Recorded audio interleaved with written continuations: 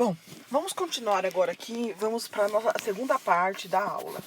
Continuando lá do sistema digestório, nós já falamos lá de cavidade oral, né?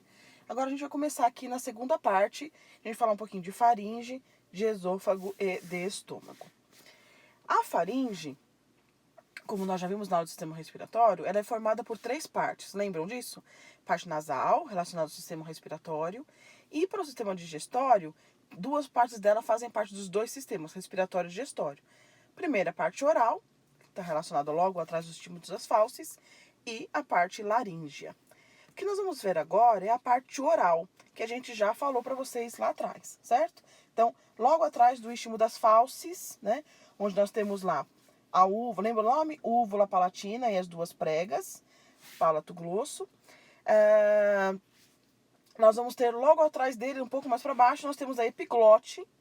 E da epiglote, nós temos lá as pregas, que vão da língua em direção à epiglote. Lembram do nome delas?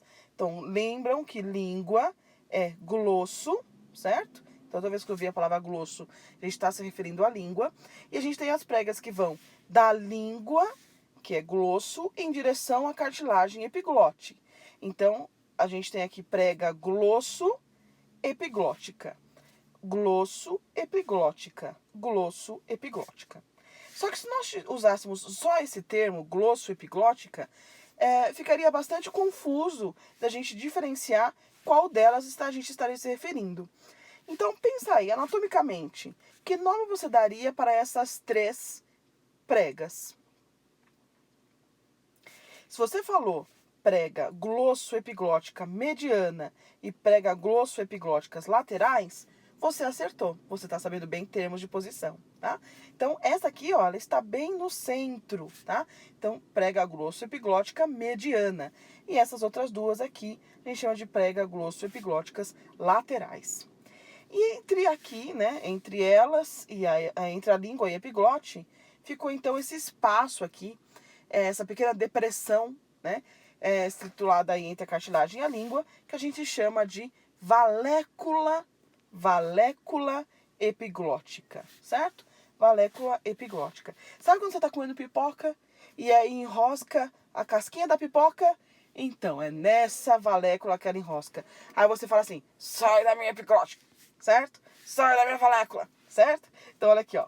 Aqui entre a língua e a epiglote, né, a cartilagem epiglótica, a gente vai ter aqui esse espaço que a gente chama de valécula epiglótica, ok? A gente olhando nessa imagem aqui lateral, olha, a gente consegue ver bem, né? Então, aqui, olha, língua, certo? Aqui a epiglote, olha aqui, ó, os 2 espaços, valéculas epiglóticas. E a gente consegue ver aqui bem claramente também, ó, a prega, certo? Glosso epiglótica mediana. Tudo bem, crianças? Então, até aqui, tranquilamente, a gente já falou sobre isso em alguns slides aí anteriores, falando lá ainda da cavidade oral. Falando agora, quando a gente deglute, né, o alimento passa, então, da boca, passa pela parte oral da faringe, pela parte laríngea da faringe, e ele vai entrar agora pelo esôfago, em direção ao estômago. Então, a gente vai falar um pouquinho agora do esôfago. O esôfago é uma parte do sistema digestório que fica situado posterior à traqueia, certo? Ele fica a maior parte do tempo em posição mais fechadinha mesmo, e ele vai vir desde a parte cervical, atravessar todo o tórax e vai chegar aqui na região abdominal. Então, a gente fala que o esôfago tem 3 partes, ele vai ser dividido em 3 porções, tá?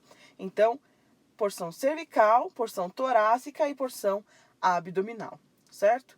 A porção cervical, ela é curta, a torácica é a mais longa e a abdominal é a mais curta de todas. O esôfago, então, ele está logo atrás da traqueia e geralmente está bem à frente da coluna vertebral.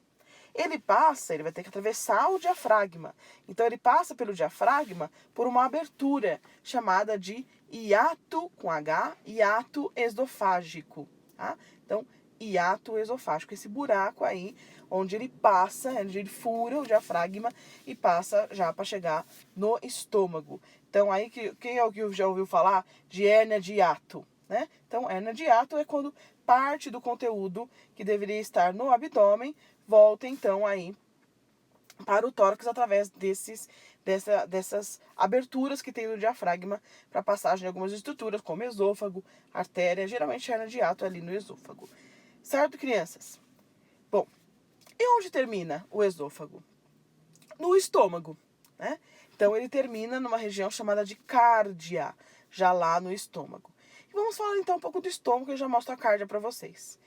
Quando a gente olha o abdômen, anatomicamente, a gente pode dividir o abdômen em 9 partes, tá? Então, anatomicamente, a gente pode dividir o abdômen em 9 partes, tá? Então, a gente passa aqui, olha, uma linha embaixo das costelas, outra linha aqui na espinha ilíaca antero-superior, outra linha aqui, olha, seguindo a marca dos mamilos. E aí, nós dividimos o abdômen em 9 regiões. Cada região vai ter um nome, então, umbilical, laterais, inguinais. O estômago vai estar ocupando essas duas regiões aqui, ó, de epigástrio e de hipocôndrio, tá? Essa é a região que vai ser ocupada aí pelo estômago, certo? O estômago, então, é o segmento mais dilatado do sistema digestório. Ele, antes dele, tem o esôfago e depois dele vai ter o duodeno. Ele vai estar logo abaixo do diafragma, certo? E bem pertinho aí do fígado. Então, quando o esôfago chega aqui no diafragma, essa porção aqui, ó, um pouco mais acinturada aqui, olha, a gente chama de cárdia, que é como se fosse um esfíncter, ou seja, uma região um pouco mais justa, mais apertadinha, que na junção entre duas cavidades, tá? Então, esse é ou na saída de uma cavidade para outra. Esse é um tipo de esfíncter, chama cárdia, que tenta evitar o refluxo do conteúdo do estômago para o esôfago. E aí, aqui estudando agora o estômago propriamente dito, a gente percebe que ele vai desde a cárdia, que é essa abertura por onde o alimento entra, até essa outra abertura aqui, olha, chamada de piloro, tá? Então, o estômago vai da cárdia, tem esse orifício óstico cárdico, que é da entrada, até o ósteo pilórico, que fica no piloro, logo na saída. E nesse trecho todo, né, ele vai ter aí algumas partes. Podemos dividi-lo, por exemplo, se a gente passar uma linha reta aqui, olha, da cárdia para cima, aqui nós temos o fundo, chamado de fundo gástrico. Essa parte mais central a gente chama de corpo. E se você acompanhar comigo aqui, olha, nessa porção mais curva aqui, olha, ela vai descer e em um momento ela faz uma curva um pouco mais abrupta para cima, formando um ângulo. E aí, nesse ângulo, se a gente passar uma linha aqui, olha, a gente vai chegar aqui na parte pilórica, tá? Então, no estômago, nós podemos identificar aí fundo gástrico, corpo gástrico e parte pilórica, certo? Fora esses, né, nós temos aqui, nessa mesma região, outras coisas que nós podemos identificar.